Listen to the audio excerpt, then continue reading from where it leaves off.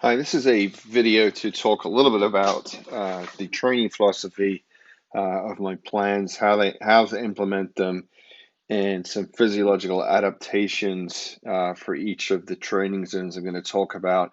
The reason I wanted to put out this video is that my clientele is growing, and I wanted to be proactive rather than reactive on questions that were being asked because I'm seeing a lot of themes in some of the questions that are being asked, and I'm hoping this will clarify where my philosophy and mentality is at in terms of the training plans that I'm developing for you. And so you're clear about the science behind them and how to implement them for yourselves. So the sources that I have for this, among others, what I'm about to get into has been influenced by a few things.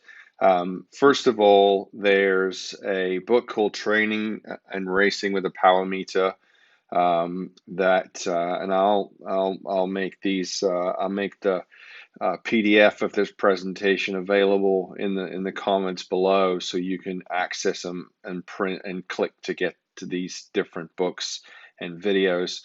But I found this book kind of helpful as a different approach to cycling. I think there's a lot of parallels between cycling and rowing in terms of, we both have metrics that have watts. And I found this to book be very helpful. Towards the end of the presentation, I have used this as a resource to explain some of the physiological reactions that happen in the training zones. This is a book I read a couple of weeks ago that did a really good job of explaining the 80-20 rule, which I'm going to get into here, and is also very well explained by Dr. Stephen Seiler here in his TED Talk.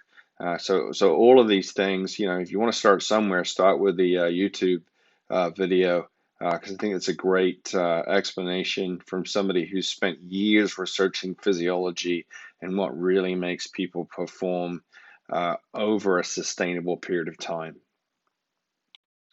So the triangle here represents the 5 different energy zones that my training plans have.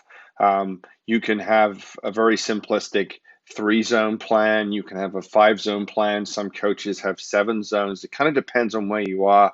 And I think the important thing to understand here is that at each boundary of an energy zone, we're not really talking about a straight line, a fine line here. This is a continuum, right? And everybody's different, everybody's complex, but we have to give some kind of structure to the training, and there has to be some understanding between you and I about the intent of the intensity of the exercise and why that is. So the first place to start is, what are these different zones? Well, the first one is utilization 2, and it's the lowest of intensities. Then utilization 1, which is a little bit more. But these two really here represent a lot of the volume that we're going to be doing in the program, and they all do good things. They do a good job of making you more efficient at using oxygen, uptaking oxygen, glycogen in the muscles, storage, and different things like that. And then the next phase up here is AT2, which is the anaerobic threshold work, and that becomes more intense. And then we have transportation, or sometimes I call it AT1, but really transportation that kind of goes into this zone here and up into the anaerobic zone a little bit. And then finally at the top of the pyramid is the anaerobic zone. And so to start with, it's usually a good idea to think about these zones in terms of perceived effort, right? And so I've got this continuum here that goes from 0 to 10, and understanding that in the lower intensity stuff, that perceived effort is going to increase over time as you get more fatigued. But these are just kind of general numbers for where we need to be aiming at for our different intensities. So this is a good way to start. and it is also a good way to, and also a good system to use on the flat days. You're just feeling flat. You didn't get enough. You didn't get enough sleep for whatever reason. Too much time at work, family commitments, and different things like that. And so this is a really good way to think about just kind of gauging that intensity or using it for the days where things just aren't clicking the way you'd like, and that's normal in any kind of training journey.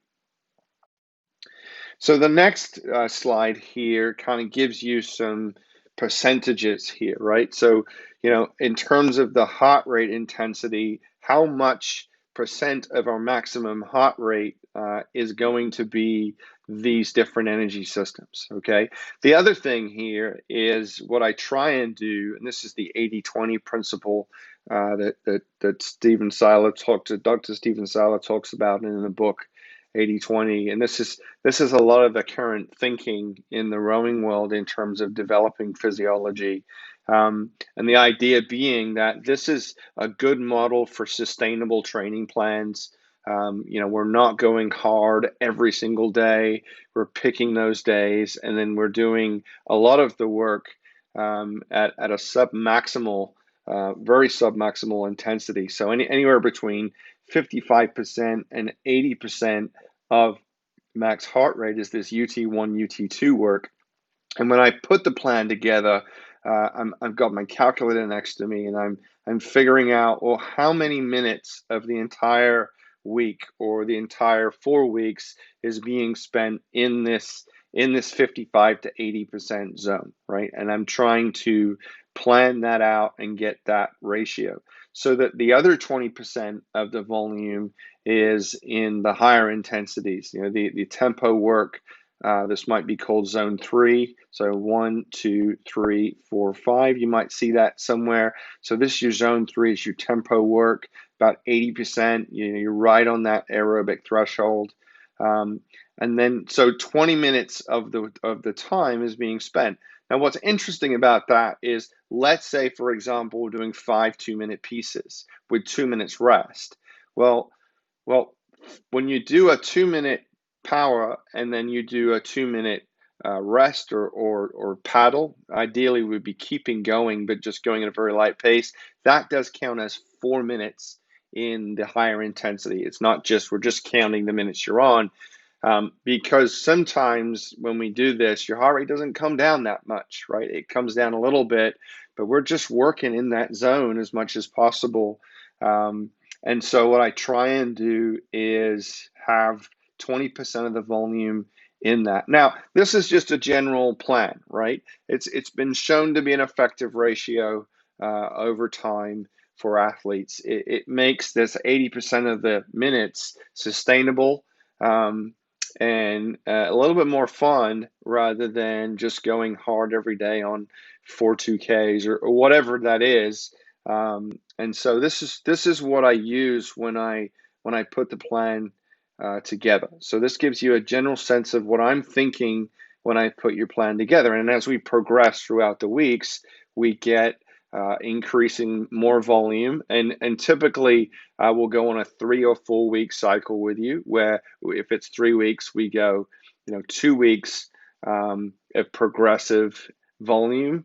And then that third week, we back off a little bit, and then we test early in that fourth week, which would start with the test, and then we go into the next 3-week cycle, right? So that's generally what I'm thinking when I put these plans together. So the next slide is, well, how do you gauge the intensity given what you know about heart rate and all the rest of it? And here's my advice.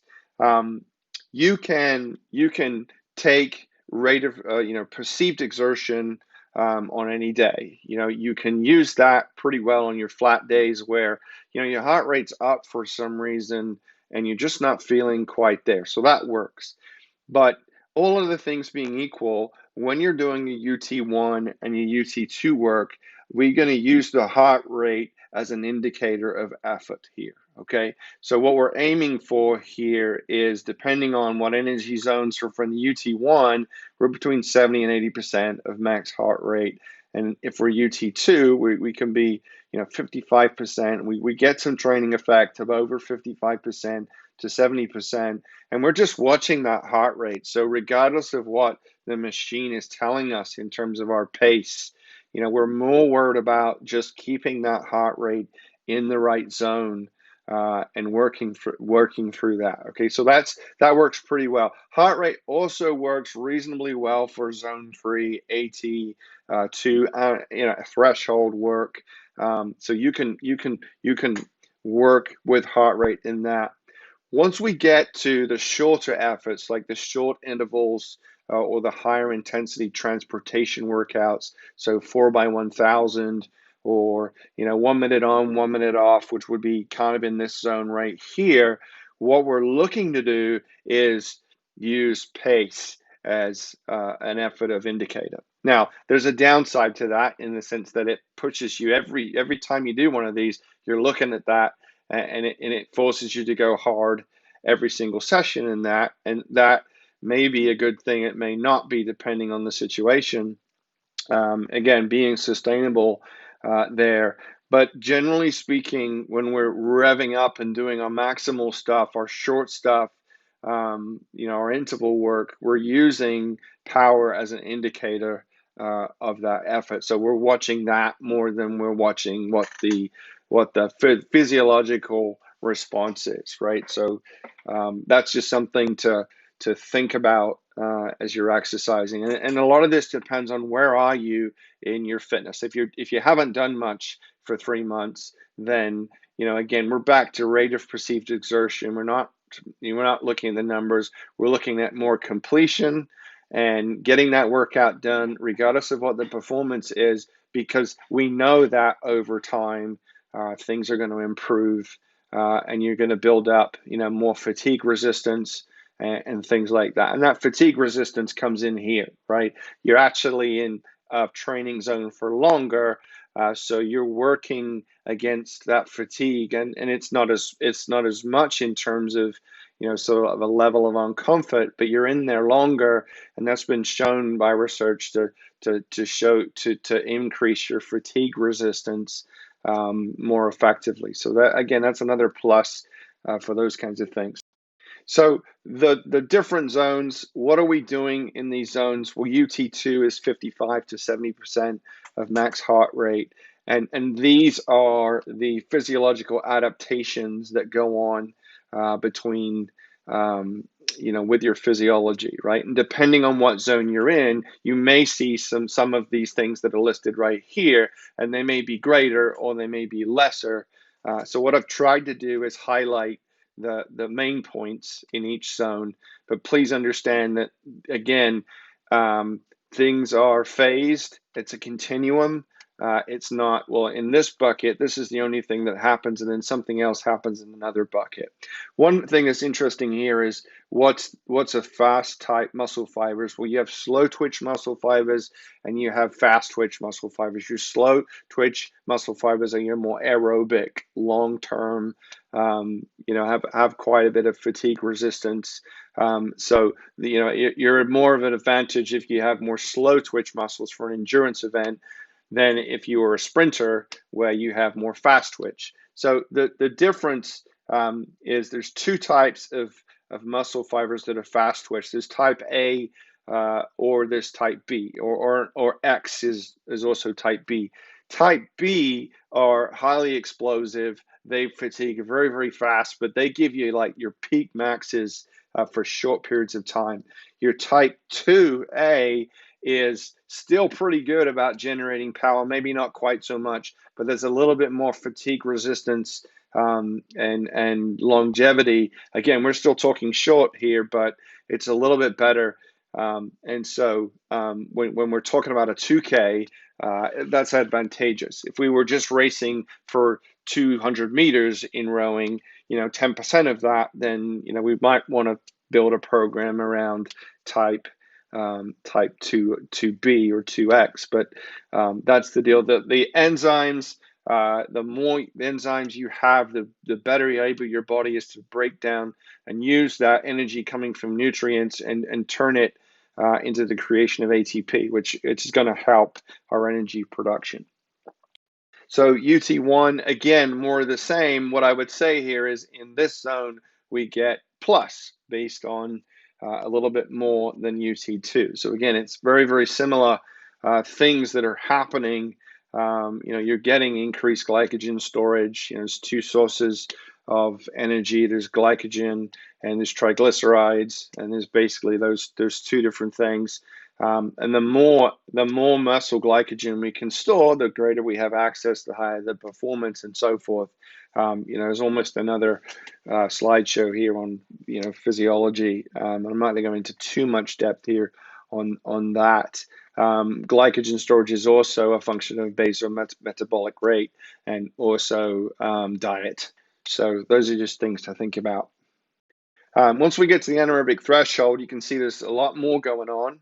Some of the same things, but we're working on, our lactic threshold, that point of inflection where when we hit it at that intensity for a little bit more effort, we get a greater amount of lactate in the muscles. So it's kind of like a breaking point, right?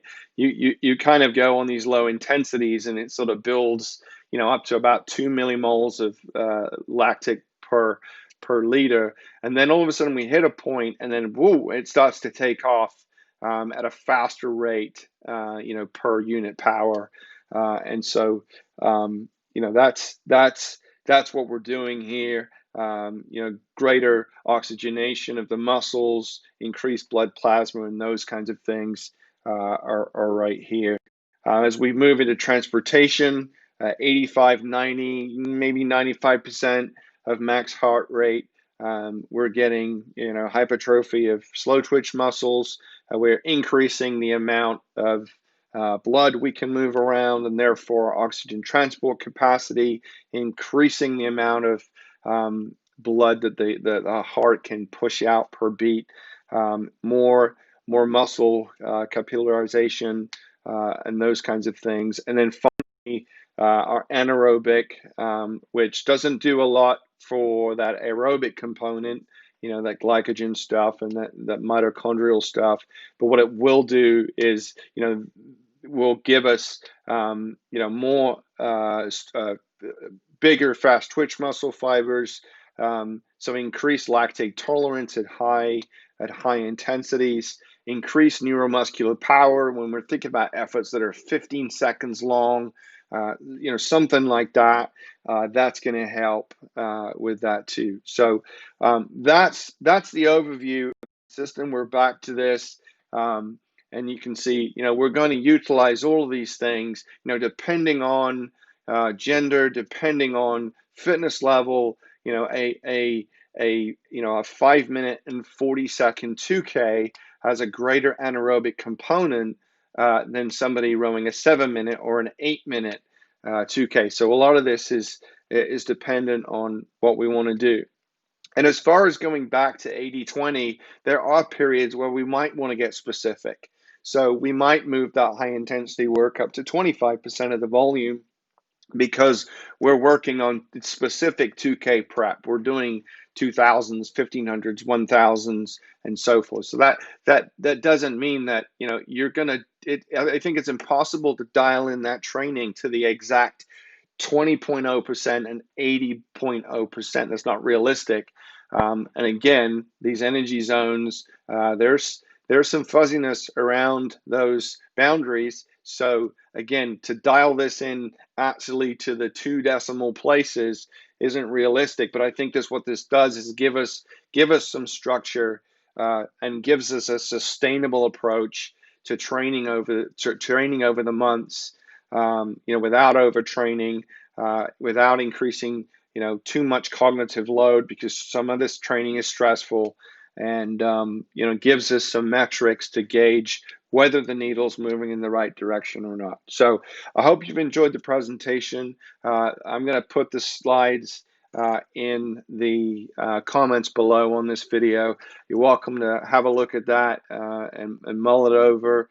The links to some of the sources that I've used to help with this presentation. I'm always studying, I'm always looking at new things, and trying to further my knowledge of physiology to really maximize the training time. So we're not doing too little, we're not doing too much, we're doing just enough to help move you to the next level in a healthy and sustainable way. So thanks for watching. And if you have any comments, let me know. And thanks, and we'll see you on the next one.